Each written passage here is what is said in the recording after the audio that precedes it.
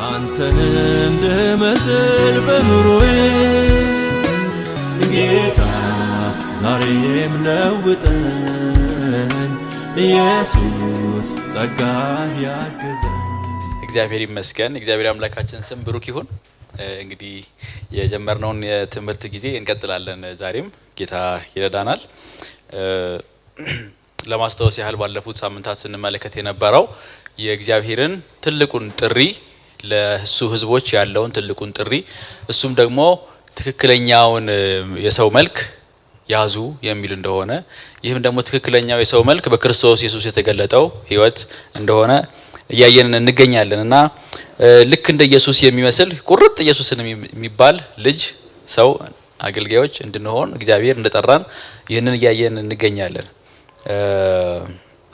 አንዳንድ ህጻናት አቃላችሁ ገና ሲወለዱ ሁላችንም እንትን ማንን ይመስላል እናቱን ነው አባቱን ነው አያቱን ነው ይባላል። ሲቆይ ይለያል ይባላል እና አንዳንዱ እስካሁን እንግዲህ አድጎም ያለየ ይኖራል።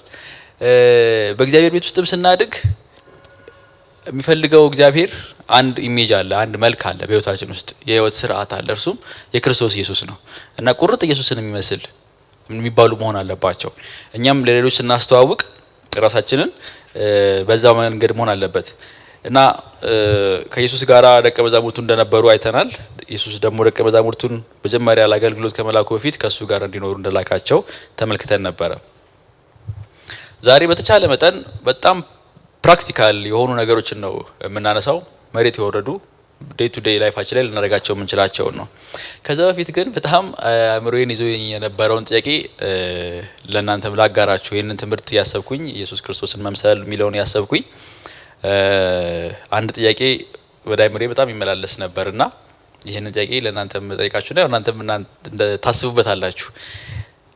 የወለዳችሁ በተለይ የወለዳችሁ ወይም ደግሞ ወደፊት የምትወልዱ ልጃችሁ አንድ ቀን መጥቶ ግን እስቲ ኢየሱስ ማንን ነው የሚመስለው ምንድነው ኢየሱስ ብሎ ቢጠይቃችሁ ኢየሱስን ለማስረዳት በጣም ቀላል ነው። እኔን አየገኝ አይደለ እኔን ነው የሚመስለው የማለቱ ድፍረት ምን ያህሎቻችን አለን? ይሄን ያሰብኩ ነበር። እንግዲህ ልጆቻችን ከኛ ነው የሚማሩት አይደል? ሁሉንም ነገር አብዛኛውን ነገር ከኛ ነው የሚማሩትና ስለ ኢየሱስ እንጠይቃቸው ቆይ ፓስተር ጋር ልደውል ይሉ ይሆን እንል ይሆን ወይስ ጂሰስ ፊልም እንከፍትላቸው ይሆን ወይስ ስለ ኢየሱስ የሚናገር ሌሎች መጽሐፍትን እንገዛላቸው ይሆን? አይ ኢየሱስ ማለት ይሄው የኔን ህይወት ይሄው እንደዚህ ነበር ይመላለስ የነበረው፣ ይጸልይ ነበር፣ ያስተምር ነበር፣ ዋትኤቨር ሌሎች ላይፍ ዲሲዥኖች ላይ የነበሩትን እንደዛ የማለቱ ድፍረት አለን ወይ? እሱን ያሰብኩኝ ነበር። መልሱ ለልባችን የሚቀር ነው፣ ሁላችንም ምን መልሰው ነው። ይሄንን መልስ አለመመለስ ግን ከባድ ደግሞ ጥያቄ ያለው ምን የሚል አታውቀውም እንዴ የሚያስብል ደግሞ ጥያቄ ያለው ብዙ ጊዜ ያለው ባለን ፕሮፌሽን አንፃር ለልጆቻችን እንደዛ መናገር እንችላለን አይደል? እኔ ጎበዝ ተማሪ ነበርኩ ባንተ ጊዜ፣ ስለዚህ ባንተ እድሜ ያለው አንተም ጎበዝ ተማሪ ሁን ልክ እንደኔ። እኔ ዶክተር ከሆንኩኝ እንግዲህ ሕክምና ላይ ያለ ሰው ካለ ኦር ሌላም ቢዝነስ ውስጥ ያለ ንግድ ላይ ያለ ሰው ቢሆን እንደኔ መሆን ከፈለክ እንደዚህ ማድረግ አለብህ። እዛ ላይ በጣም እንትነን ጎበዝ ነን። የዘላለማዊ መንገድ ለማሳየት ግን ሌሎች እንትኖች በተኖች ነው የምንፈልገውና ሪሊ ምን ያህሎቻችን በዙሪያችን ላሉ ሰዎች ልጆቻችንን ጨምሮ ይሄው ኢየሱስ ይሄንን ይመስላል እኔ ካንተ ጋር ስኖር አታውቅም እስከዛሬ ድረስ ብለን ማሳየት የምንችልበት ድፍረት አለን ወይ ብዬ ጠይቃለሁ። ለራሴ የሚጠየቁ ስለሆነ እናንተም ጥያቄውን ነው የማጋራችሁ። ጳውሎስ በሚያገለግላቸው ህዝቦች ሰዎች ዘንድ ይሄን አይነት ምሳሌነት ያለው ህይወት ነበረው። በጣም ደፍሮ ከተናገራቸው ንግግሮችም አንዱ ይሄ ነው። ጳውሎስ ግን ደፋር ስለሆነና ስሜታዊ ስለሆነ አይደለም እንደዚህ የተናገረው፣ ሪል ስለሆነና ስለኖረው ነው። ወደ 6 ጊዜያት ይሄ መምሰል የሚለው ቃል በአዲስ ኪዳን ውስጥ እናገኘዋለን። 6 ክፍሎች አሉ። 6ቱንም እናነባቸዋለን፣ እንመለከታቸዋለን። የመጀመሪያው ጳውሎስ ለቆሮንቶስ ሰዎች የሚነግራቸው ነው። በቆሮንቶስ መልእክት ላይ ጻፈው ነው።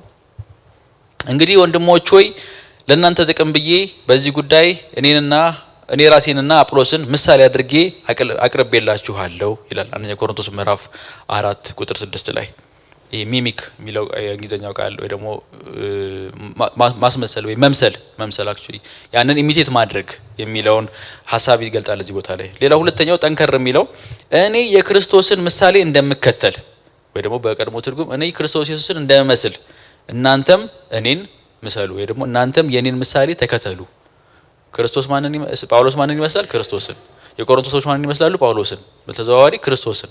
ይሄን አይነት የህይወት ካርቦን ኮፒ የሆነ የላይፍ ስታይል እንዲኖራቸው ይነግራቸዋል ጳውሎስ። ምዕራፍ 5 ቁጥር 1 ላይ ኤፌሶን ምዕራፍ 5 ቁጥር 1 ላይ እንግዲህ እንደተወደዱ ልጆች እግዚአብሔርን ምሰሉ ብሎ ይናገራል። ትክክለኛው የሰው መልክ፣ ትክክለኛው የሰው ህይወት ስርዓት እግዚአብሔር ጋር ነው ያለው እና እግዚአብሔርን ምሰሉ ብሎ ይናገራል። አንደኛ ተሰሎንቄ ምዕራፍ 1 ቁጥር 6 ላይ ስለ ተሰሎንቄ ሰዎች ሲናገር ያው በጣም ከሚወዳቸው ልቡን ካሳረፉት በአገልግሎቱ ከደገፉት ሰዎች መካከል በተሰሎንቄ የነበሩ አማኞች ናቸውና ስለነሱ ሲናገር ምን ይላል? እናንተ እኛንና ጌታን መስላችኋል፣ ምንም እንኳን ብርቱ መከራ ቢደርስባችሁም ቃሉን በመንፈስ ቅዱስ ደስታ ተቀብላችኋል ይላል።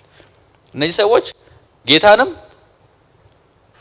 በእነ ጳውሎስ የተገለጠውን ማለት ነው ደግሞ እነ ጳውሎስንም የሚከተሉ የእነሱን ፈለግ የሚከተሉ ሰዎች ናቸው። ክርስቶስን የሚመስሉ ናቸው። ሌላው ተሰሎንቄ ላይ ዘው የምናገኘው ምዕራፍ 2 ቁጥር 14 ላይ ወንድሞች ሆይ በክርስቶስ ኢየሱስ ያሉትን በይሁዳ የሚገኙትን የእግዚአብሔርን አብያተ ክርስቲያናት መስላችኋል። ኢሚቴት ነው የሚለው ሌሎች በዙሪያቸው የነበሩ አብያተ ክርስቲያናትን እነሱን መስለዋል። መከራ ቢበዛባቸውም ነገር ግን በመጽናት ማለት ነው በመጽናት ምሳሌ ሆነዋል።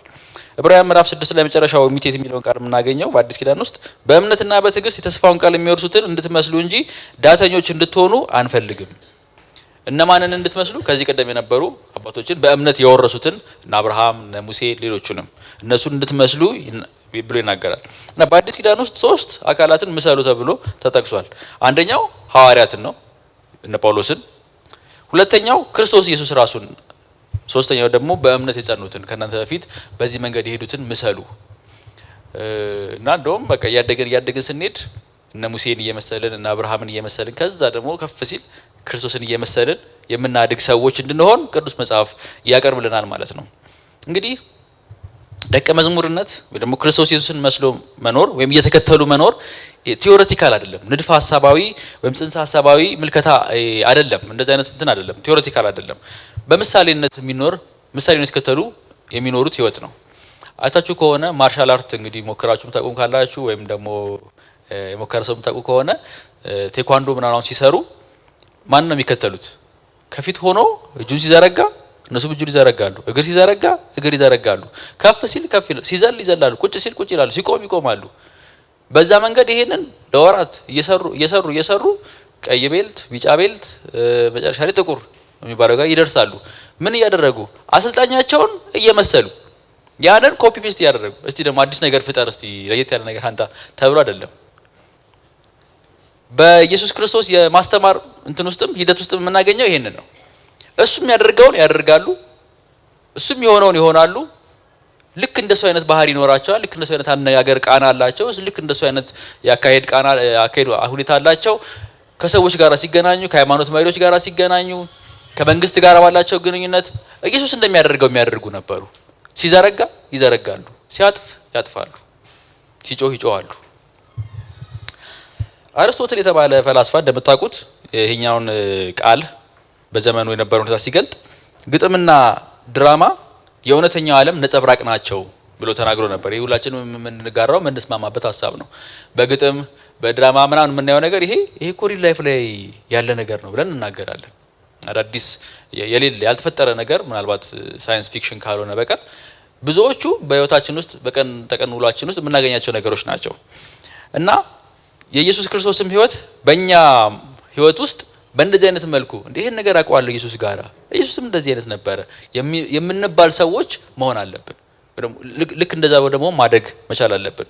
ይሄንን መምሰል የሚለውን ቃል ጳውሎስ በተደጋጋሚ የሚጠቀመው በተለይ አሁን ቅድም በተመለከትናቸው መንባባት ውስጥ በተደጋጋሚ የሚጠቀመው በነበረበት የግሪኮ ሮማን ወርልድ ውስጥ በዛ ማህበረሰብ ውስጥ ቁልፍ የማስተማሪያ መንገድ ኢሚቴሽን ነው፣ መምሰል ነው። ያው ጂምናስቲክ ነው፣ ፊሎሶፊ ነው። እንደዚህ አይነት ነገሮች ናቸው የነበሩትና ተማሪዎች መምህሮቻቸውን ወይ ደግሞ በከተማ ውስጥ ያለውን ታዋቂ ፊሎሶፈር ፈላስፋ ወይም ደግሞ ጀግኖቻቸውን የጦር ጀግኖቻቸውን እነሱን ለመምሰል ነበር የሚያድገው የነበረው፣ ሌላ የለውም። ጎበዝ ተዋጊ ከሆነ እንደ እንትና ለመሆን ነው የሚያድገው። ሌላው ጂምናዚየም ነው። ጂም ውስጥ ገብቶ የተለያዩ ስፖርታዊ እንቅስቃሴዎችን ሲሰራ እንደ ኮቹ እንዳሰልጣኙ ነው። በሮም ውስጥ የነበሩት ሌላው በማህበረሰብ ውስጥ ከፍተኛ እንትን የነበራቸው ፈላስፎች ናቸው። እከሌ እንደሚናገረው ለመናገር እከሌ እንደሚያውቀው ለማወቅ። ከዛ ታቹ ከሆነ አርስቶትል፣ ፕሉቶ ምናምን እየተባሉ እንትኖች አሏቸው፣ ተከታዮች አሏቸው። የክርስቶስ ኢየሱስን ጳውሎስ ይህንን ቃል ተጠቅመው የክርስቶስ ኢየሱስን ህይወት በአማኞች ህይወት ውስጥ እንደዚህ ኢምቦዲ እንዲሆን ወይ ደግሞ እንድንላበሰው ይነግረናል። ለኛ አሁን በጣም ብዙ ሩቅ ሊሆንብን ይችላል፣ ግን አንድ ቀላል ወደም ቅርብ የሚሆንልን ምሳሌ የማስበው የኳየር ትሬኒንግ ነው። ኳየሮች እዚህ በጣም ትኖራላችሁ ያስባለሁ። በዝማሬ ውስጥ ያላለፈ ሰው የለም እና ዶሬ ሚ ፋሶላ ሲሰራ ኮቹ ምንድነው የሚለው? የሚያሰራው ሰው ዶ ይላል አይደለ? እኛ ምን ላልቀጥሎ ምንም አንልማ። ያንኑ ድምጽ ደግመን እናወራለን አይደለ? ከዛ ሲቀይር ምንድነው የሚባለው? ድምጹ ሲቀይር ከፍ ከፍ እያደረገ ሲሄድ ወደ ሃይፒስ ሲወጣ ምናምን እኛም ያንኑ ያልን እንሄዳለን። እስከሆነ ከፍታ ድረስ እንሞክራለን። አረ ጉሮሮ የተዘጋላለን። ከዛ በኋላ አዲስ ነገር እኮ ብለን አይደለም፣ እሱ ያለውን ደግመን ነው፣ ግን እሱ ድረስ ስላልደረስን ነው። ደቀ መዝሙር የሚለው ቃል የመጣው ከዚህ ነው። መዝሙሩን የሚደቃ ማለት ነው፣ የሚደግም ማለት ነው። እና የቅኔ መምህሩ ሲል ይሄኛው ከስለ ያለውን ተማሪ ያንኑ ይለዋል ማለት ነው፣ ደግሞ ይላል። መዝሙሩን ደግሞ የሚል ማለት ነው። ደቀ መዝሙር የሚለውም ቃል የመጣው ከዛ ጋር ተያይዞ ነው፣ የሚመስል ማለት ነው። ስለዚህ ከክርስቶስ ጋር እየኖርን ይሄንን ሁሉ ዘመን ኢየሱስ ክርስቶስን እያወቅ ነው እየተማር ነው ካደግን ከኖርን በእርግጠኝነት እሱ መምሰላችን አይቀርም። እና እኔ ለእናንተም እንግዲህ ቅድም እንደተናገርኩት የማቀርበው ቻሌንጅም ከሆነ እንድናስብበት የምፈልገው ለእኔም ጭምር ስለ ኢየሱስ ክርስቶስ የምናወራ ብቻ ሳይሆን ክርስቶስ ኢየሱስን የምንመስል ሰዎች እንድንሆን እግዚአብሔር ይርዳል። ጳውሎስ ክሪስቶሎጂ ያስተምራል። ለምሳሌ ነገረ ክርስቶስ ማለት ነው። ክሪስቶሎጂ ያስተምራል። ሲያስተምር ኢየሱስ ማን ነው? ኢየሱስ እንደዚህ ነው፣ በነቢያት የተጻፈ ከዳዊት ዘር የተወለደ ምናምን ብሎ ይናገራል። ኦኬ፣ ትንቢቱ እንደተፈጸመ መሲሁ እንደሆነ ይናገራል። በእኛ መካከልም ደግሞ ሲመላለስ እንዴት እንደተመላለሰ ከወንጌላት ከሐዋርያቱ የሰማውንም እሱንም እየጠቀሰ ይናገራል። ክሪስቶሎጂ ግን እዚህ ጋር አያቆምም። አንፎርቹኔትሊ ነገረ መለኮት ትምህርት ቤትም ቢሆን በቤተ ክርስቲያን ውስጥም ስንማር ከዚህ አናልፍ። ኢየሱስ ማን ነው? እንዲህ ነው ብለን ትክክል ነው ያንን እናናገራለን። ከዛ በኋላ ግን በተለይ የምናስተምር ሰዎች በቃ ህይወቱ ደግሞ የኔን ይመስላል ወይ ደግሞ እኔ እሱን ለመምሰል እንደምተጋው አይነት ነው ብለን እዚች ጋር ወራጅ አለን እንላለን። እግዚአብሔር ይርዳን። ትልቅ ፈተና ነው። ግን ጳውሎስ ግን ያስተምርና ደግሞ ህይወቱ ደግሞ የኔን ነው ይመስላል። የለም ኢየሱስ በዛን ጊዜ ላይ በማከላቸው የለም። እንዴት ነበር ይመላለስ ነበር ተብሎ ቢጠይቅ ፊልም አያሳያቸውም አይደል? ይሄው የኔን ህይወት ይመስላል ብሎ ይናገር ነበርና ለሁላችንም ያለኝ ጸሎቴም ይሄ ነው። በዚህ ሳምንት የነበረኝ በእውነት አጠገባችሁ ላለው ሰው፣ መስሪያ ቤት ውስጥ ላለ ሰው፣ ቢሮ አብራችሁ ለሚውል ሰው ኢየሱስ ግን ማን ይመስላል ሲባል ይሄው እኔን ይመስላል የማለቱን ድፍረት እግዚአብሔር ይስጠን። ለማለት ደግሞ ሳይሆን የመሆኑን እንግዲህ ፈተናው የመሆን ነው። የመናገር አላጣንም፣ እሱ አልጎደለንም። እግዚአብሔር ይርዳን። በጣም ቻሌንጂንግ ነው እየተማርን ያለነው ትምህርት ኢየሱስ ክርስቶስን መምሰል። ኤኒዌይስ ይህንን እንድታስቡበት ለእናንተ ልተወውና ወደ 9 የሚጠጉ ነጥቦችን መሬት ላይ የወረዱ ሀሳቦችን ነው ዛሬ የምንነጋገረው። እንግዲህ ምን እናድርግ? ኢየሱስን ለመምሰል እንዴት እንለማመድ? እነዚህ ማነሳቸው ነጥቦች የማናቃቸው አዲስ ነገሮች አይደሉም። ምናልባት አንዳንዶቻችን በጣም ኤክሴል ያደረግንባቸው ያለንባቸው ጉዳዮች ሊሆኑ ይችላሉ። በጣም ጥሩ፣ እንበርታ፣ በዛ ላይ እንቀጥል። እግዚአብሔር ጸጋ እየበዛልን ስለሆነ እንድናድግባቸው ማለት ነው። ነገር ግን እነዚህ ነገሮች ችላ ያልናቸው ከሆነ ግን ደግሞ እንድናስታውሳቸው ይረዳናል።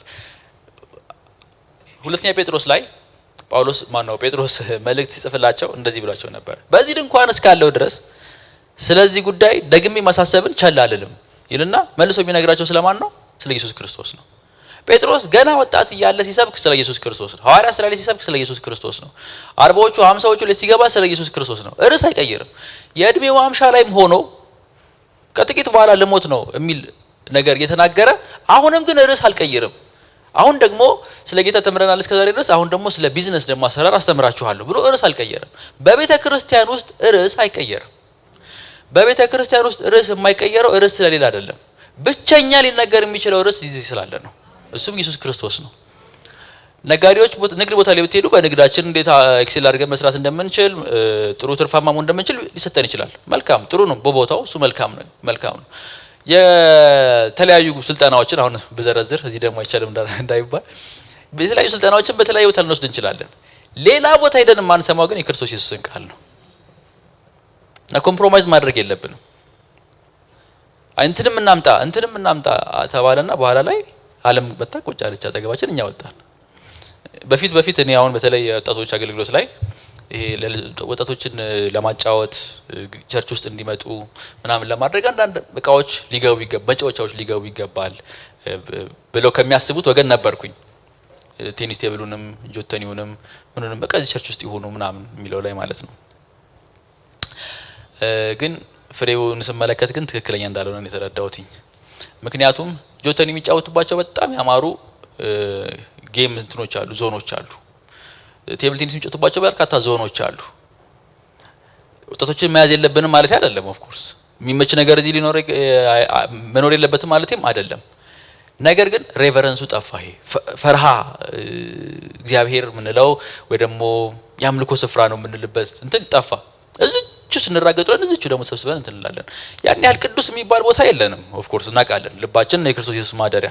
ነገር ግን ደግሞ ስንሰባሰብ መስቀሉ ላይ ተኩረን እንድናስብ የሚሆንበት ኢንቫይሮንመንት ግን ደግሞ ያስፈልገናል። ለዛ ነው ቸርች ያስፈልገው እንጂ በየሳምንቱ እኮ የተለያየ ሆቴል እየተገናኘን ቃሉን መማር እንችላለን። እሱ አይደለም ዋናው እንትን እና ኤኒዌይስ አንዳንድ ጉዳዮችን የጣልናቸው ችል ስላልናቸው እንጂ ስለማናቃቸው አይደለም። እና ቀጥሎ ማነሳቸው ነጥቦች ከዛ ጋር የሚገናኙ ናቸው። እና ኢየሱስ ክርስቶስን ለመምሰል ለማደግ ልንለማመዳቸው የሚገቡ ነገሮች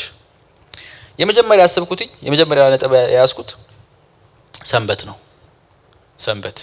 ሰንበት ያስፈልገናል። ይሄ ምን ማለት ነው? ስራችንን አቁመን ሩጫችንን አቁመን በእግዚአብሔር ደስ የምንሰኝበት ቀን ያስፈልገናል። ሰንበት መጀመሪያም የተፈጠረው ለዛ ነው፣ የታቀደውም ለዛ ነው። እግዚአብሔር አምላክ 6 ቀናትን ሰርቶ በሰባተኛው ቀን አረፈ። which means በቃ ስራውን ጨርሶ የእረፍት ጊዜ ወስዶ ለጣለ ማለት አይደለም። መጣና አምላክ በፈጠረው ዓለም ውስጥ ዱዌል አድርጎ መኖር ጀመረ፣ ኢንጆይ ማድረግ ጀመረ፣ ከሰው ጋር ህብረት ጀመረ። እና ሰባተኛው ቀን እንደምታውቁት ዘፍጥረት ላይ ሰባተኛው ቀን መጨረሻም ምንድነው መሸም ነጋም የለውም። በቃ ሰባተኛው ቀን ጀመረ፣ ቀጥሏል። እግዚአብሔር ከሰው ጋር የሚኖርበት ማህበር ውስጥ ገባ ማለት ነው። ከዛ ዘጸአት ላይ ሙሴ ይሄን ግስጣቸው እግዚአብሔር አምላክ 6 ቀን ሰርቶ 7 ቀን እንዳረፈ አንተም እንደዚሁ 6 ቀን ትሰራለህ፣ በሰባተኛው ቀን ታርፋለህ። በዛ ቀን አንተም በቤት ያሉ ሰራተኞችም እንስሶችም ሁሉ ታርፋላችሁ አላቸው። ምንድነው ያ ቀን? በልዩ ሁኔታ እግዚአብሔርን ኢንጆይ የሚያደርጉበት የፋሚሊ ዴይ ሊሆን ይችላል፣ የቤተሰብ ቀን ሊሆን ይችላል። ቤተሰብ አንድ ላይ አብሮ ሆኖ የበላ የጠጣ የተጫወተ ቃሉን ያጠኑ ዋቴቨር ያደረጉ የሚያስቡበት ቀን ነው። በኋላ ላይ ነው ፈሪሳውያን በጣም ህጉን አጥብቀው ቀንበር ጭነውባቸው በሰንበት ቀን ይሄን ያህል መንገድ አይኬድም፣ በሰንበት ቀን ይሄ ልብስ አይታጠብም፣ በሰንበት ቀን እንደዚህ አይደረግም፣ በሰንበት ቀን እንደዚህ አይደረግም ምናምን ብለው እስርስር አደረጉትና እግዚአብሔር ለሰው ያበጀውን ሰንበት እነሱ ሰው ላይ ጫኑት። እና ኢየሱስ ሲናገርም እንደዛ ያለው ሰው ለሰንበት አልተፈጠረም፣ ሰንበት ለሰው ተፈጠረ እንጂ አለ። እና እግዚአብሔር ከሰው ጋር ኢንጆይ የሚያደርግበት ቀን ነው። እና ወንድሞቼ እናቶቼ በተለይ ባለንበት ዘመን ጥድፊያ በበዛበት ዓለም ውስጥ 7 ቀን በሳምንት ሰርተንም ኪሳችንን የማይሞላበት ዘመን ላይ ያለነው አይደል? በዚህ ሁሉ ስንባክን ምንም ግን ያገኘነው ነገር የለም። አንዱ ኢየሱስ ክርስቶስን ለመምሰል መማር ያለብን ነገር ቁጭ ማለት፣ ዛሬ ከጌታ ጋር የማሳልፍበት ጊዜ ነው፣ በዚህ ጊዜ ምንም አላደርግም ሌላ የሚል አንዳንዴ ስለ ሰንበት የሰማናቸው ነገሮች እንትን ስለሆኑ ይሄ በኔጌቲቭ ስለሆነ በተለይ ከልክ እንደ ፈሪሳውያን ነው አቋማችን። በነገራችን ላይ ብዙዎቻችን እንደ ሰንበትን አያስፈልግም ምናምን የሚል ሰዎች ነን። ግን በጣም ላለንበት ሩጫ ባለፈው ሳምንትም እንዳልኩት ጥድፊያ ካጋንንት አይደለም አይደል? ራሱ ምንድነው? አጋንንት ነው። እግዚአብሔር ይባርክሽ። አጋንንት ነው እሱ ራሱ። ስለዚህ ውጊያችን ከስጋና ከደም ጋር አይደለም፣ እንደዚህ ክው ከሚያደርግ ነገር ጋርም ጭምር ነው። ክው እያልን ደግሞ ኢየሱስ መምሰል አንችልም። በምን ጊዜ አልተረጋጋንም። ልባችን ይሮጣል፣ የሆነ ነገር እናስባለን፣ የሆነ ነገር እናደርግ እንፈልጋለን። ኤኒዌይስ ስለዚህ ሰንበት ማለት ጥድፊያን ማስወገድ ማለት ነው። ይሄንን ከህይወታችን መለማመድ ያለብን ነገር ነው። በእውነት ኢየሱስ ሲናገር ምን አለ? ከናንተ ተጨንቆ በቁመቱ ላይ 1 ስንዝር መጨመር የሚችል ማን ነው አለ። ቻሌንጅ አቀረበ። ይሄንን ያደረገ ሰው እንግዲህ ሊሸለም ማለት ነው። ያው እስከዛ ድረስ አልተገኘም። ተጨንቆ ደምንም ብሎ አስቦ የለም እንደዛ ያደረገ ሰው። ስለዚህ ብዙ የምንሮጥላቸው የምንጓጓቸው ልናገኛቸው የምንፈልጋቸው ነገሮች እውነቱን ለመናገር በጊዜያቸው ይሆናሉ። ብዙዎቹን ሮጠንላቸው አላገኘናቸው። መቼም ይሄንን አይነት ምክር ከወጣት መስማት ልጄ ገና እስቲ በሰል ልትሉኝ ትችላላችሁ። ከትልቅ ሰው የሚሰማ ምክር ነው። ግን ይሄንን የተናገረው የ30 ዓመት ጎረምሳ የነበረው ኢየሱስ ክርስቶስ ነው። ግን ሰው ብቻ ደግሞ አልነበረም፣ ጠቢብና አምላክም ስለነበር ያውቀዋል። የሰው የፈጠረው ሰው መንጋ ሚስ እንደሚያደርግ መንጋ ሰክሰስፉል እንደሚሆን ያውቀዋል። አትጣደፉ፣ ክው አትበሉ፣ ሁሉ በጊዜው ይሆናል አለ። ግን አስቀድማችሁ እግዚአብሔር መንግስት ጽድቁንም ፈልጉ። በቃ ፎከስ ማድረግ ያለባችሁ እዚህ ላይ ነው አለ። ሌላው ሁለተኛው ኢየሱስ ክርስቶስን ለመምሰል ከሱ ህይወት ልንማር የሚገባው አንዱ ነገር ዞር ማለት፣ ከግርግሩ ትኩረትን ከሚስቡ ነገሮች ዞር ማለት እና ለብቻ መሆን። ይሄ ኢየሱስ በጣም ይለማመድ የነበረው ወይ ደግሞ ያደርግ የነበረው የአገልግሎቱም ደግሞ ስኬት ቁልፍ ይሄ ነበር። ዞር ይላል ከደቀ መዛሙርቱም ጭምር እንዴት ተከባይ ጠፋ ምናምን ብለው እስኪፈልጉት ድረስ ማለት ነው። ዞር ይላል። ከብዙ የፈውስና የታምራት አገልግሎት በኋላ ይጠፋል። ዞር ይላል። ማንንም አያገኘውም። ስንፈልግህ ይሉታል። እና ውድ ነበር ኢየሱስ። የሚገርመው ኢየሱስ በሰው መካከል ነበረ፣ ግን ውድ ነበረ፣ የማይገኝ ነበረ። ኢየሱስ ክርስቶስን ለመምሰል እንግዲህ ይሄ ከሆነ ትክክለኛው የህይወት ስርዓት፣ ይሄ ከሆነ ትክክለኛው የህይወት መንገድ ኢየሱስ ክርስቶስን እየመሰልን ለማድረግ ከፈለግን ዞር ማለት ኤሊሚኔት ማለት መጥፋት። አንዳንዴ ያው ማህበራዊ ሚዲያ የምንጠቀም ሰዎች ታውቃላችሁ፣ ከማህበራዊ ሚዲያው መጥፋት ለጤናም ጌታን ለመምሰልም በጣም ይጠቅማል። ዞር ማለት ምንም የሚመጣ ነገር የለም። ተጻፈ ምን ተፈጠረ እዚህ ዓለም ላይ ብዙ ዜናዎች ተከታተልን፣ ምን አመለጠን? ምንም። አንድ ቀን ያው መፈንዳቱ አይቀርም ሊፈነዳ ያለው ነገር። ይሄን ስላችሁ ዙሪያችን ያለው ነገር አንስማ ማለት አይደለም። ያን ያህል ቸልተኛ ሆነን እንደው ገዳም ውስጥ እንኑር ያልኩኝም አይደለም። ግን ብዙዎቹ ነገሮች ጠዋት ተነስተን የመጀመሪያ ስራችን እሱ ከሆነ ማታ ስንተኛ እሱን አይተን ከሆነ ምን ሄደው ጣዖት ይሆኑብናል። ከኢየሱስ አንበልጥም። ኢየሱስ ዞር ይል ነበር አይደል? በወቅቱ እኮ ማህበራዊ ሚዲያ ነበር እኮ እንደ ዛሬው በስማርት ፎን የሚያዝ አይደለም እንጂ እንብላ እንጠጣ እያሉ እኮ የሚያወሩ ሰዎች ነበሩ። ገበያ መሀል እኮ ነበር። እዛ መክረም አይችልም? ይችላል። የወቅቱ ማህበራዊ ሚዲያ እሱ ነበረ። ገበያ መሀል መዋል ይችላል። ሰዎች ያሉበት ቦታ መዋል ይችላል። ነገር ግን ብድግ ብሎ ዞር ይላል ለሳምንት ለቀናት። ይሄ የኢየሱስ ክርስቶስ ላይፍ ስታይል ነበር። በነገራችን ላይ ሐዋርያቱም ይሄንን ነበር የደገሙት። የተጠሩበት ቦታ ሁሉ አይሄዱ፣ እዚህም ፈለጋችሁን አይሉ ነበር፣ ዘወር ይሉ ነበር። ትልቁ ምሳሌያችን የሚሆነው ቅድም ራሱን እንደ ኢየሱስ ክርስቶስ አድርገው የገለጠው ጳውሎስ ነው። ጳውሎስ ወደ አገልግሎት ከመውጣቱ በፊት ስንት ዓመት ነው? ወደ 3 ዓመት 7 ዓመት አካባቢ አይደለ? ዘወር ያለ ወደ አረቢያ ምድረ በዳ ሄድኩ ይላል ገላትያ ላይ ሲናገር። እዛ ነበርኩኝ። በቃ ጠፍቶ ይሄ ሰውዬ ጌታን ካገኘ በኋላ ያ ሰውዬ እኮ ጌታን ተቀበለ ምናምን ተብሎ ከተማ ውስጥ ተወርቶ ግማሹ በጥርጣሬ ግማሹ በማመን ላይ ሆኖ ሳለ እሱ የለም ጠፍቷል። ከ7 ዓመት በኋላ መጣ። በዛች ወቅት ላይ የተሞላው መሞላት ነው በኋላ ላይ እድሜ ልኩ እንዲያገለግል ያደረገው፣ ሀምብል አደረገው። ድሮ ትዕቢተኛ የነበረውን ሰውዬ። ኤኒዌይስ ጌታ ኢየሱስ የሚሰራን አንዱ በዚህ ነው። ዞር ማለት መጥፋት ከግርግሩ አሉ መሰለኝ እንደዚህ አይነት መዝሙሮች ልሰወር ልጥፋ አንተ ስር ልሸጎጥ ምናምን የሚሉ ዝማሬዎች አሉ መሰለኝ ካልተሳሳትኩ በትክክል አላቃቸውም። ግን ተግባራዊ እናድርገው።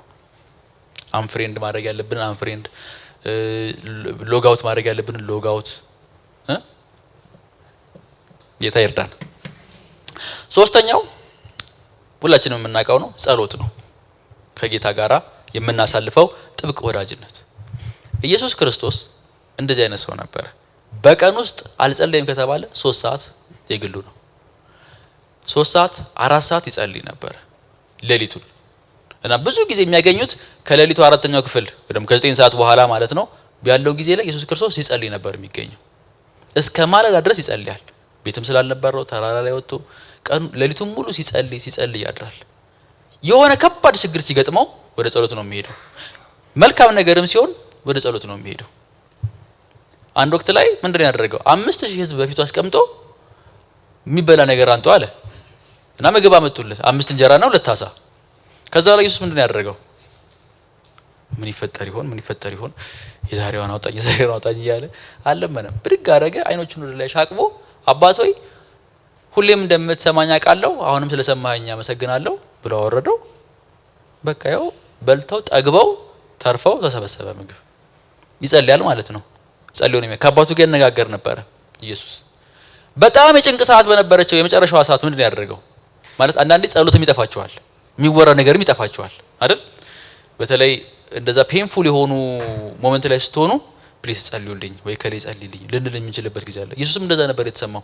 ዮሐንስን ያዕቆብንና ጴጥሮስን ይዟቸው ሄዶ ፕሊስ ጸልዩልኝ አላቸው። የጭንቅ ሰዓት ነው። ማንንም ያናገረው አልነበረም። አንዳንዴ እናንተ የሚሰማችሁን ስሜት ሌሎች ላይሰማቸው ይችላል። የትዳር አጋራችን ላይሰማት ይችላል፣ ወይም ቤተሰቦቻችን ላይሰማቸው ይችላል። በጣም ፔንፉል ነበር ለሱ። ሊሞት ነው። የእግዚአብሔር ቁጣ በሰው ላይ ሊሆንበት ነው። ያለምን ኃጢአት ሊሸከም ነው። እና በጣም ምርጥ የሚላቸው እንግዲህ ከ12 ደቀ መዛሙርት 3ቱን ለይቶ ይዟቸው ከሱ ጋር ሄደ እና እባካችሁ እንጸልይ ያላቸው። ያው እሱ ለብቻው መጸለይ ስለሚወድ ራቅ ብሎ የድንጋይ ውርወራ ያህል ራቅ ብሎ ከነሱ ተንበርክኮ መጸለይ ጀመረ። እያነባ ደም እንባ እያነባ ይጸልያል። አባቱ ይላል። ዞር ሲል ምን እያደረጉ ነው እነሱ? በመንፈስ ተኝተው ነበረ። ይሄ ሌላ ምንም ንግግር ባይኖረው በጣም ልብ ሰባሪ ነው። እናንተ ቸግሯችሁ እያለቀሳችሁ ሰንባዲ ቆይ አንድ ይቅርታ ብሎ ስልክ ሲያወራ ምን ይሰማችኋል? ለሰከንድ እንኳን እኔን ዝም ብለህ መታገስ ያቅታል? ምን አለ ብሰማኝ ልትሉ ትችላላችሁ። እናንተ እያለቀሳችሁ የልባችሁን እየነገራችሁት እሱ ማህበራዊ ሚዲያ ከፍቶ አንተ ይብናም ብሎ ሌላ ነገር ቢያወራችሁ እንደማለት ነው። ኢየሱስን አልተረዱትም ነበረ። ኢየሱስ ግን የሚሰማው አባቱ ግን ነበረ። በየቀኑ በየእለቱ ከአባቱ ጋር የነበረውን የጸሎት ግንኙነት አላቋረጠም ነበር። አገልግሎቱ በጣም ዝናው ሲወጣ እስከ ሶሪያ ድረስ ይሄ አጋንንት አለበት ቤልዜቡል አለበት ሲባል ሲናቅና ሲገፋም በሁሉም በከፍታው በዝቅታው እሱ ግን ዘወትር ይጸልይ ነበር።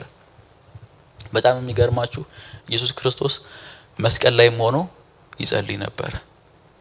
ድንገት የመጣ ጸሎት አይደለም። ሁሉ ጊዜ የለመደው ከአባቱ ጋር ማውራት ኤክስፒሪየንስ ነው።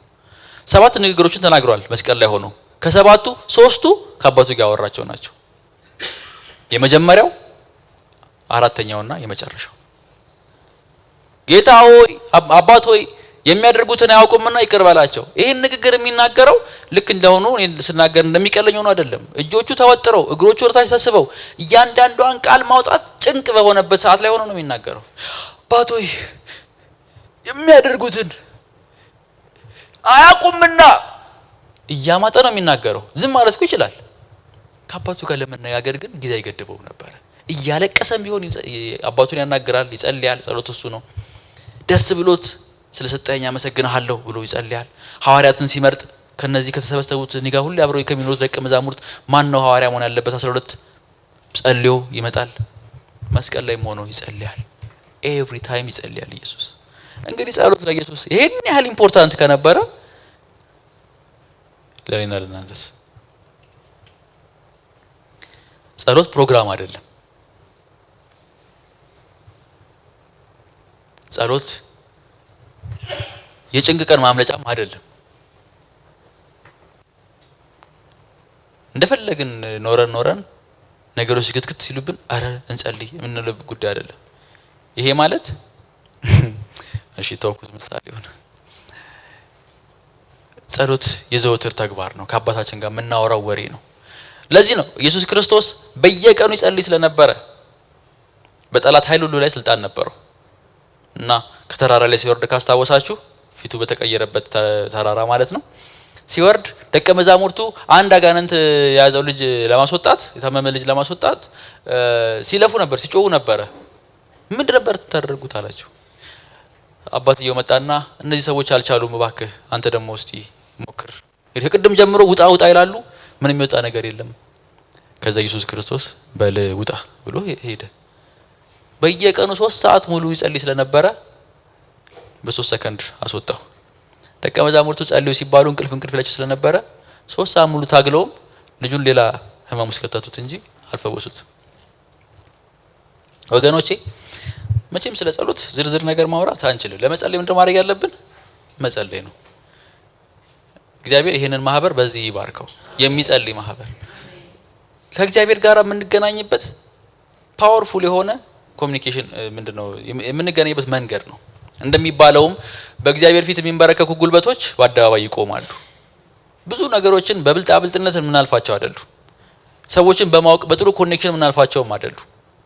በጉልበትም የምናልፋቸው አይደሉ። በጓድ የተንበረከከ በአደባባይ ይቆማል። ጸሎት ላይ ኮምፕሮማይዝ ማድረግ ፓወር ላይ ኮምፕሮማይዝ ማድረግ ነው። ኃይል ሆነለት ይላል አይደል? ስለ ኢየሱስ ሲናገር እግዚአብሔር መንፈስ ያነቃቃው ነበር፣ ያሳድገው ነበር።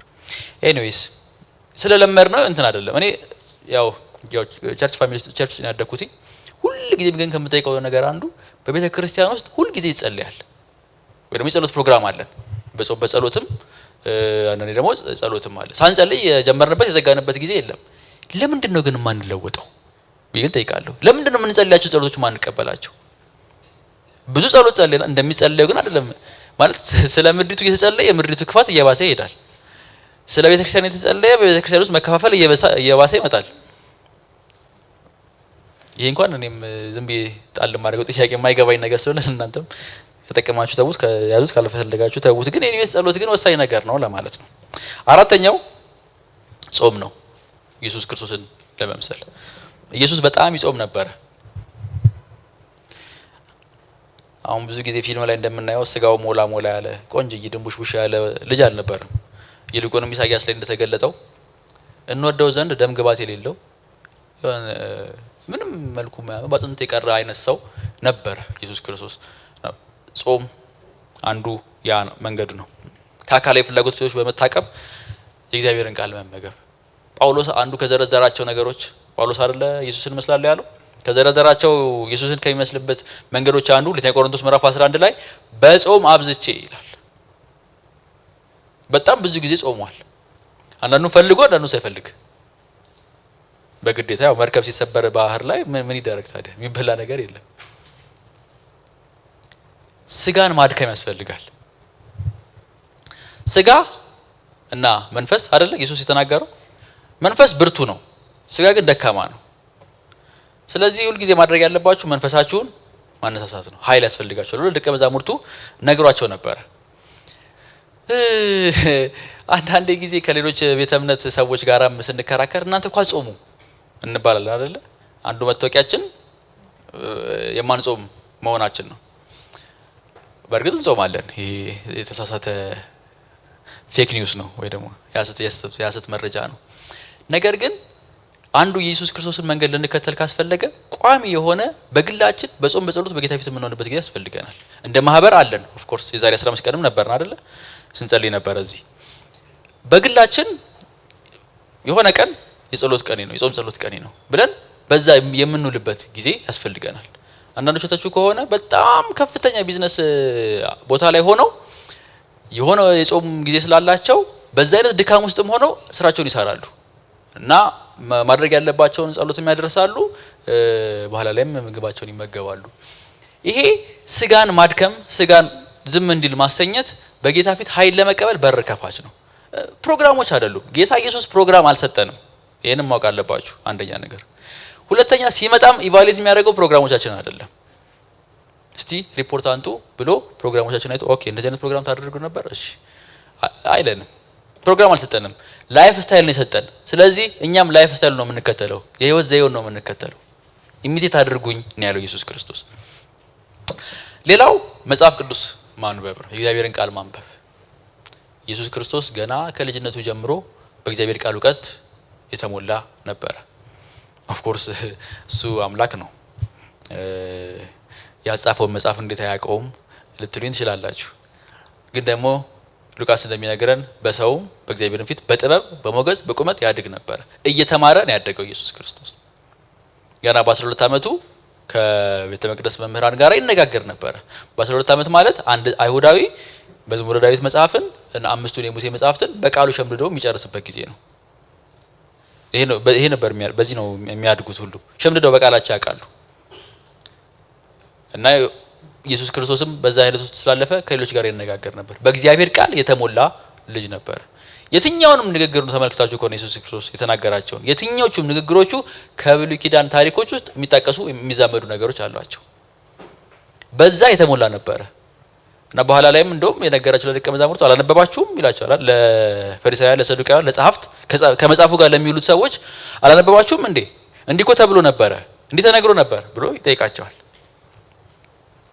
መጽሐፍ ቅዱስን ማንበብ መቼም እንደኛ ዘመን ለኛ ዘመን ላለ ሰው ቀሎ የሚያውቅ አይመስለኝም። ብዙዎች ይህንን እግዚአብሔርን ቃል ለማግኘት በጣም ብዙ ከፍለዋል፣ ብዙ ዋጋ ከፍለዋል።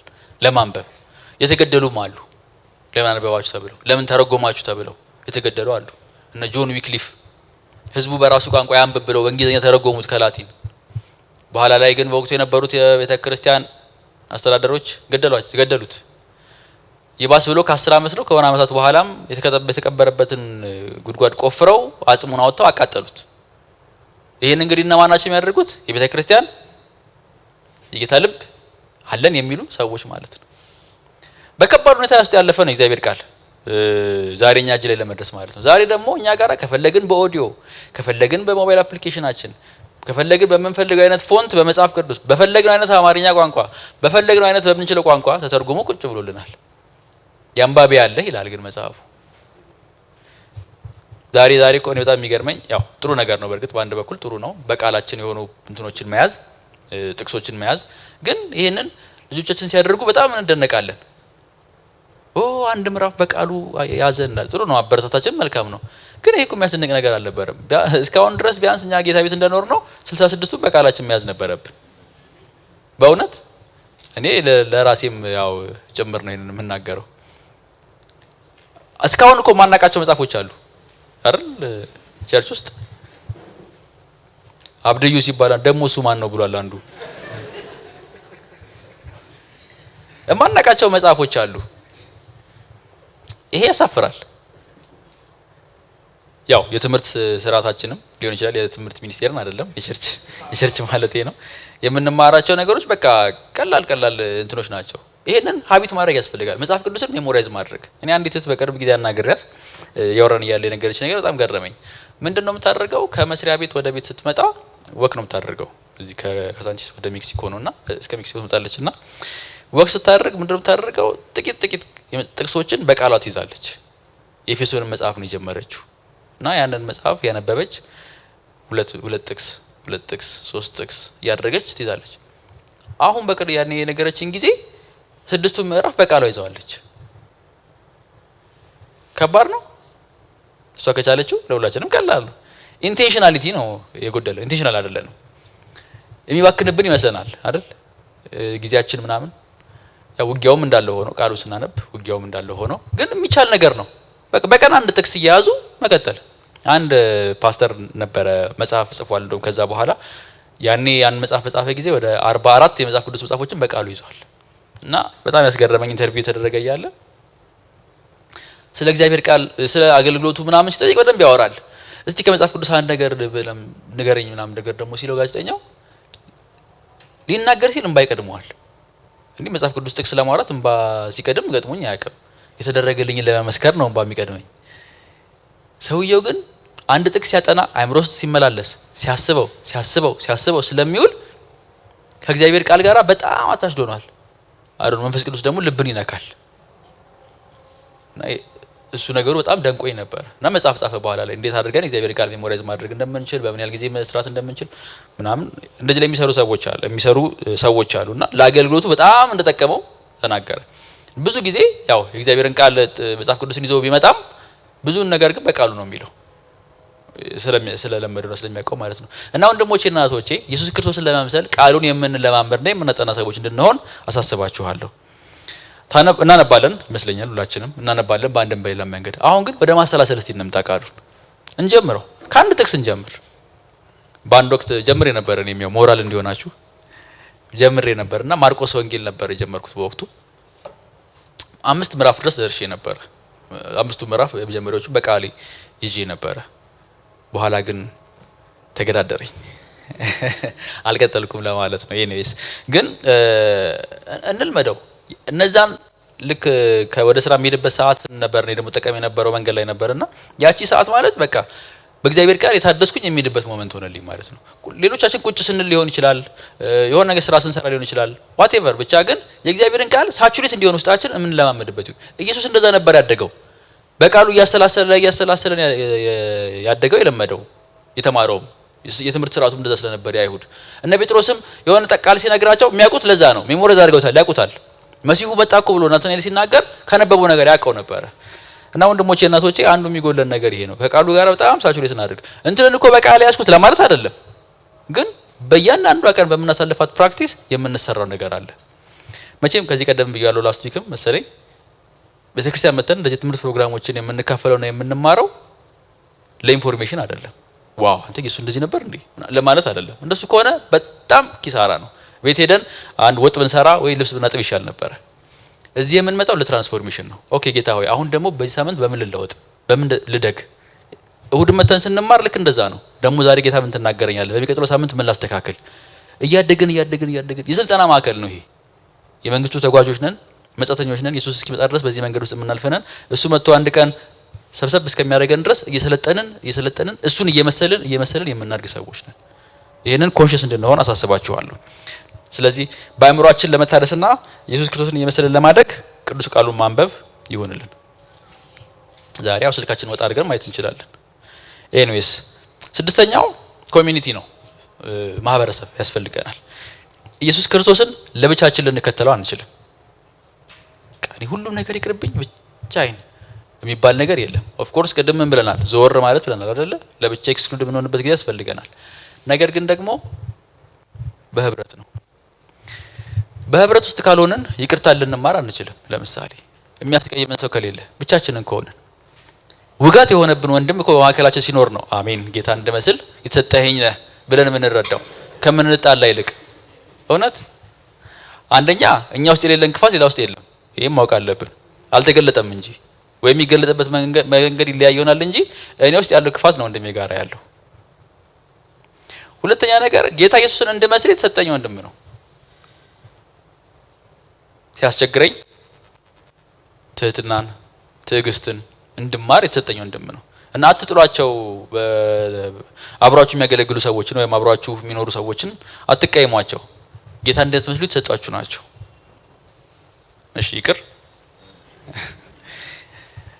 እንደዛማ ባይሆን እና ለብቻችን ብንሆን በየት በኩል ኢየሱስን እንመስለዋለን ኢየሱስ እኮ ደቀ መዛሙርቱ መሃል እየኖረ አይደል ፈሪሳውያን መሃል እየኖረ ጸሐፍት መሃል እየኖረ አመንዝሮች መሃል እየኖረ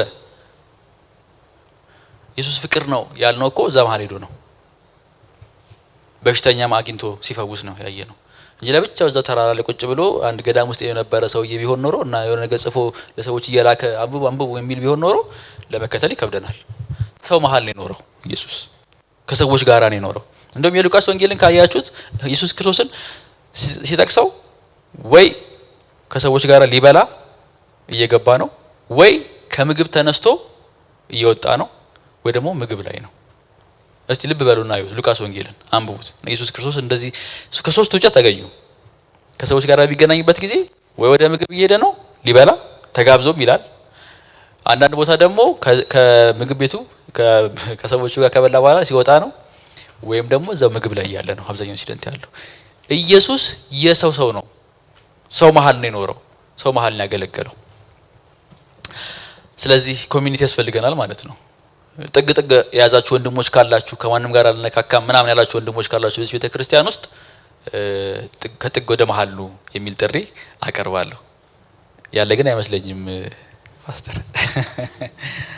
ሌላው ሰባተኛው ቸርነት ማድረግ ነው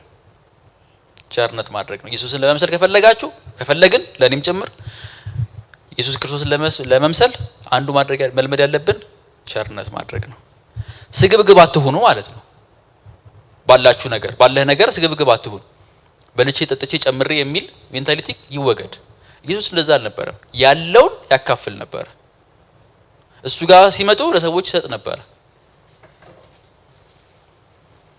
ሰዎች መተው ተርበው እንኳን እንዲመለሱ አይፈልግም ነበር እሱ ጋር ፕሮግራሙን ከተካፈሉ ይበቃል እንግዲህ እኔ አስተማሪ ነኝ እንጂ ምግብ ቸርቻሪ አይደለሁም ምናምን ብሎ ደግሞ ሰዎች በሌላ መንገድ እንዳይረዱኝ ምናምን ብሎ ተጠንቅቆ ለአገልግሎቱ ዞር ብሎ ማለት ይችላል ነበር ግን ቸር ነበር እና መጥቶ መገባቸው የክርስቶስን ቸርነት አንዱ በጣም እናይበት መንገድ መስቀል ነው ያለውን አንድ ህይወት ሰጠ ነፍሱን ስለ ወዳጆቹ አሳልፎ ከመስጠት የሚበልጥ ፍቅር ለማንም የለውም ይሄንን ይጠቅሳል አይደል ዮሐንስ እሱ ራሱን በመስቀል ላይ አሳልፎ ሰጥቶናልና ፍቅር ምን እንደሆነ አውቀናል።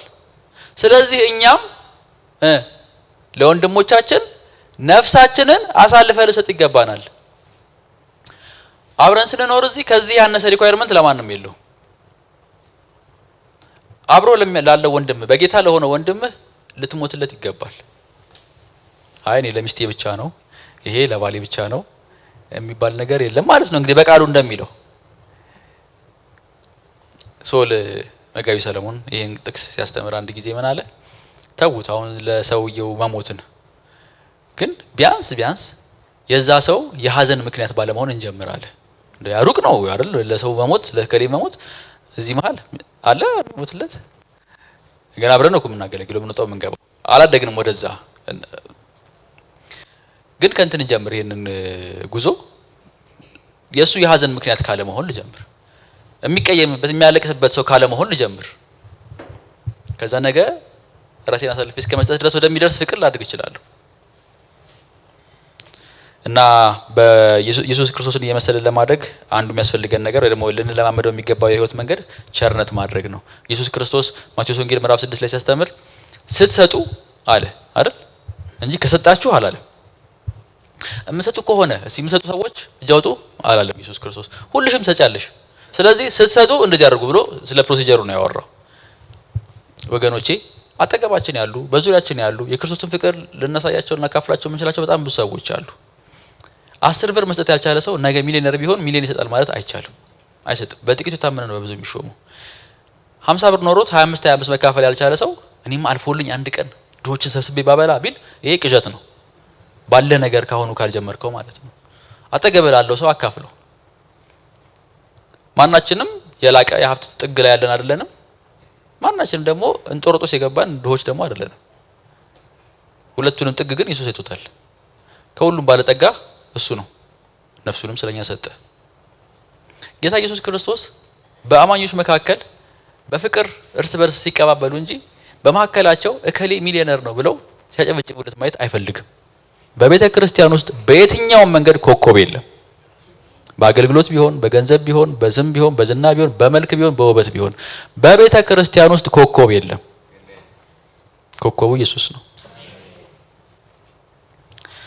ስለዚህ በገንዘባችን በሀብታችን አጠገባችን ያለውን ሰው እንደግፍበት፣ እናገልግልበት።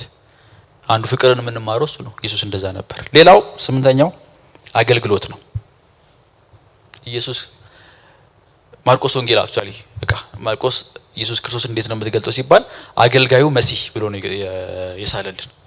እንትን ይሄዳል፣ ወዲያው ደግሞ ወደ እንትን ይሄዳል፣ ወዲያው ደግሞ ይሄዳል፣ ወዲያው ይሄዳል፣ ያገለግላል። መከራቸው፣ ሰጣቸው፣ አስተማራቸው፣ እንደዚህ ያደረገና መጣ። ሲያገለግል ነው የምንመለከተው ኢየሱስ ክርስቶስን።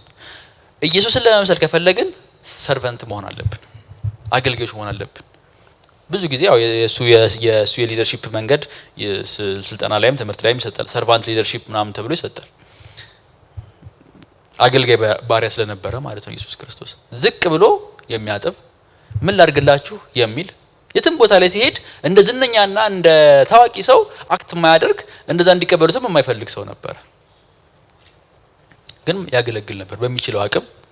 ይሄ አገልጋይነት ኢየሱስን ከሚመስል ሰው ብቻ የሚወለድ ሜንታሊቲ ነው። አገልጋይ ሁን ስለተባልክ አገልጋይ አትሆን። አላር የመንግስት መስሪያ ቤቶች ላይ እኮ ተዘርዝሮ ነበር አይደል? አንዱ ምን ነበር? አገልጋይነት ይላል። ግን አንዳንድ ቢሮዎች ሄዳችሁ ካያችሁ እኛንን የምናገለግላቸው የሚመስለው እነሱን ተንከባክበናቸው እሽሩሩ ብለናቸው እቺን ጉዳይ እንደምን ማስፈጽምልኝ ብለን ነው የምንመጣው። እንደዚህ አይነት ሰዎች እዚህ ካላችሁ ጉዳይ በማስፈጸም ጌታ ይባርካችሁ። ስለተለጠፈ አይሆንም ማለት ነው። ወይ ደግሞ ኢየሱስ አገልጋይ ነበር እኛም አገልጋይ እንሆናለን ብለን ስለፎከርንም አይደለም። በአእምሮአችሁ መታደስ ተለወጡ። እኛስ የክርስቶስ አይነት አእምሮ አለን፣ ልብ አለን እንደሚለው ማለት ነው ጳውሎስ። እና ሌላው በአገልግሎት ነው ልንመስል የሚገባው ኢየሱስ ክርስቶስን፣ ሌሎችን ለማገልገል ሰርቭ ለማድረግ ቀዳሚ መሆን። እንትን የሚያደርግ ሲባል እንንተናን አይደለም መጠቆም ያለብን፣ እኔ አለሁ። ኢየሱስ እንደዛ ነበር ያደረገው አይደለ? መጣና እግራቸውን ሲያጥብ ይታወቃል እኮ በእንትኑ መሰረት ማን ማጠብ እንዳለበት። በመካከላቸው አንድ ባሪያ ወይም የተቀጠረ ሰራተኛ ተፈልጎ ነበር ያ ማድረግ የነበረበት። ሲታይ አንድ እሱ 12 ደቀ መዛሙርት ናቸው ያሉት። ይሄን ታዲያ ማን ያድርግ? ያውቃሉ እነሱ እንደማያደርጉ ደቀ መዛሙርቱ። ምን ማድረግ ያለበት ባሪያ ነው ወይም ቅጥረኛ የተቀጠረ ሰራተኛ ነው ያን ማድረግ ያለበት ኦፍ ኮርስ። ስለዚህ ቁጭ አሉ እነሱ። አይ ዛሬ በቃ እግር መታጠብ የለም ማለት ነው ሲሉ ጌታና መምህር የሚሉት እርሱ መጣና ፎጣውን አነሳ፣ ማበሻውንም ወሰደ፣ ውሃም ይዞ በእግሮቻቸው ስር ተቀመጠ። ምን አሉ? ይሄ ሆኖ አያውቅም። ያው ከጴጥሮስ ጋር የነበረው ሰጣ ገባ ታውቃላችሁ። አትጠበኝም ገሌን ጠበኝ እሺ በኋላ ደግሞ ምናምን የሚል ግድ የለም። አሁን የእግር ሰዓት ነው እና ኢየሱስ ክርስቶስ እንደዚህ ያላቸው ጌታና መምህር ትሉኛላችሁ? አዎ ደግሞም እንደዛው ነኝ። እንግዲህ እኔ ጌታና መምህራችሁ ሆኜ እግራችሁን ካጠብኩ እናንተም እርስ በርሳችሁ እንዲያደርጉ አለ። ከቤተ ክርስቲያን ቅዱስ ስርዓቶች አንዱ ይሄ ነው። ብዙ ጊዜ የምንረሳው የጌታ እራትና እንትን ነው ምናስብ አይደለ? ቅዱስ ስርዓቶች የጌታ እራትና ምንድን ነው? ጥምቀት። አዎ የጌታ እራትና ጥምቀት። ሌላኛው ግን ኢየሱስ አድርጉት ያዘዘው አንዱ እግር መተጣጠብ ነው። አንዱ ዝቅ ብሎ ሌላውን እግር ማጠብ፣ አንዱ የሌላውን ገበና መሸፈን። ዛሬ እኮ ኮንቴንት ነው ያን ሰው ያጠገባችን ያለ ሰው ጉድ ኮንቴንት ነው የኛ ቻናል እንዲያድግ የሚያደርግ። ኢየሱስ ግን እንደዛ አልነበረም፣ ገበና ሸፋኝ ነበር። ስለዚህ አገልግሎት ይሄን አይነት ሜንታሊቲ ይፈልጋል። የመጨረሻው እንደ ኢየሱስ ክርስቶስ ለመምሰል ወይ ደግሞ ኢየሱስ ክርስቶስን ለመሆን መለማመድ ያለብን ምስክር መሆን ነው። የእግዚአብሔርን ፍቅር ለሌሎች ማሳወቅ። በቃልም ይናገር ነበር ኢየሱስ ክርስቶስ ስለ እግዚአብሔር ስለ አባቱ መንግስት ይናገር ነበር። እግዚአብሔርን ይገልጥ ነበረ። እግዚአብሔር እንዲህ ነው ብሎ ያሳያቸው ነበረ። አባቴ ነው የሚመሰክርልኝ ብሎ በድፍረት ይናገር ነበረ። ዮሐንስም ሲጽፍ አምናችሁ በሱ ህይወት እንዲኖራችሁ ያው ስለ ኢየሱስ ነገርናችኋል አለ። የክርስቶስ ኢየሱስም አጀንዳ አብን ማስተዋወቅ ነው። የሐዋርያቱም አጀንዳ ክርስቶስን ማስተዋወቅ ነው። የቤተ ክርስቲያንም አጀንዳ ኢየሱስን ማስተዋወቅ ነው።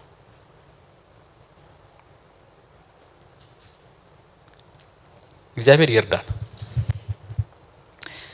ኢየሱስ ዳግመኛ ሲመጣ አንዳንድ ሰዎች ምን ነው አልነገርከኝም ነበር ያኔ ቢሉን ስለ ኢየሱስ ክርስቶስ ማለት ነው ከፍተኛ ጸጸት ነው አይደል ይመስለኛል። እና ልትገባ ነው እንዴ ብለን አንኮራባቸው መቼም ዛሬ በይሉኝታ በምን ባል ይሆን በሚል ፍርሃት ወይም ደግሞ በሌሎች ምክንያቶች ባለማወቅ በመፍራት ወንጌልን ያልመሰከርንላቸው ስለ ኢየሱስ ፍቅር ያላስተዋወቅናቸው ሰዎች በዙሪያችን ካሉ ኦፖርቹኒቲው አሁን ነው፣ ጊዜው አሁን ነው። ከሚጠብቃቸው የዘላለም ሞት የዘላለም ቅጣት እንዲያመልጡ በጌታ ኢየሱስ ክርስቶስ አምነው ከእግዚአብሔር ጋር ህብረት እንዲኖራቸው ለመናገር ጊዜው አሁን ነው። ኢየሱስ ክርስቶስ 3 ዓመት ነበረው፣ ያልባከነ ህይወት ነበረ። ያገልግሎት ህይወቱ የሰጠኸኝን ስራ ፈጽሜ አከበርኩ፣ አንተን አስታወቅኳቸው፣ ገለጥኩላቸው፣ በቃ መስክሬላቸዋለሁ። 12 ሰው ይኸው ከጥፋት ልጅ በቀር ተርፈውታል። እነዚህ 9 ነጥቦች ዛሬ ተመለከትናቸው ኢየሱስ ክርስቶስን ለመምሰል ልንለማመዳቸው የሚገቡ ነገሮች ናቸው። ሰንበት፣ ዘወር ማለት፣ ጸሎት፣ ጾም፣ መጽሐፍ ቅዱስ፣ በኮሚኒቲ ውስጥ መኖር፣ ቸርነት ማድረግ፣ ሌሎችን ማገልገልና መመስከር። በአንድ ጊዜ የሆነ ነገር ላይ እንደማንደርስ ግልጥ ነው አይደል? ፋስት እንትን የለውም። ቀስ እያልን ግን በቀረ ህይወታችን ይሄንን እንለማመድ። የጀመርናቸው ነገሮች ካሉ እንቀጥልበት፣ እግዚአብሔር ጸጋውን ያብዛልን። ያልጀመርናቸው ነገሮች ካሉ ግን እንወስን። የጣልነው ትልቅ ነገር አይደለም፣ የጠፋብን ብዙ ነገር አይደለም፣ ጥቂቷን ነው የረሳ ነው። ኤሌመንተሪ ያልናት የናቅናትን ገና ጌታን ስናገኝ መማር የጀመርነው ነገር ናቅ ነውና ተረሳ ነውና አዳዲስ ነገሮች ፈለግን፣ ያደግን መሰለን። ወደ መሰረታዊ ወደ መጀመሪያው ነገር ግን መመለስ አለብን። እርሱም የክርስቶስ ኢየሱስ ህይወት ነው። እግዚአብሔር ይርዳን። ይሄን ስል ግን ማሳሰብ እንፈልገው ነገር እንደዚህ አይነት የህይወት ምልልሶችን የምንመላለሰው እግዚአብሔር እንዲወደን አይደለም፣ ኢምፕረስ እናደርገው አይደለም። አተኛው እንደ ጸልያለሁ፣ አስተምራለሁ፣ ሰዎችን አገለግላለሁ፣ ቸር ነኝ፣ እሰጣለሁ። እንደገና ደግሞ አንዳንድ ጊዜ ከሰዎች ሁሉ ተገልዬ ጸጥ ብዬ ደግሞ ለብቻ የሚቀመጥበት ጊዜ አለኝ እና የሆነ ነገር ማድረግ አለብህ አለ። እኔ ትራንዛክሽን አይደለም፣ ከጌታ ፍቅር ለመቀበል አይደለም። ይወደናል፣ ወዶናል። አንዴ በመስቀል ላይ በሰራው ስራ ስለኛ ያለው ፍቅር ላይለዋወጥ ዛሬ ወዶ ነገ ላይጠላን ወዶናል ኢየሱስ ክርስቶስ። ይሄ ሁሉ ኢየሱስ ክርስቶስን መምሰል ምን ለማመደው ህይወት ለሱ ያለን የፍቅር ምላሽ ነው። ጌታን የምንወደው ከሆነ የሱ መንገድ እንለማመድለታለን።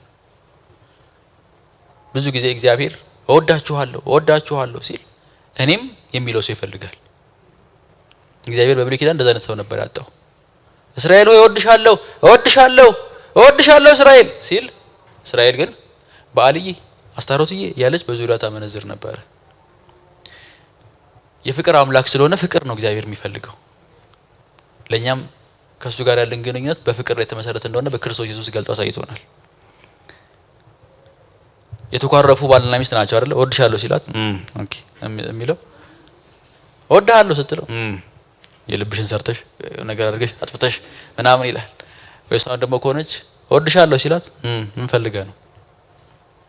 እውነተኛ ፍቅር ያለ ሰሞን ወይ ደግሞ ጥሩ ስሜት ያለው ሰሞንስ እወድሻለሁ እኔም ቤቢዬ ወይም ደግሞ ጋሽዬ ሊሆን ይችላል።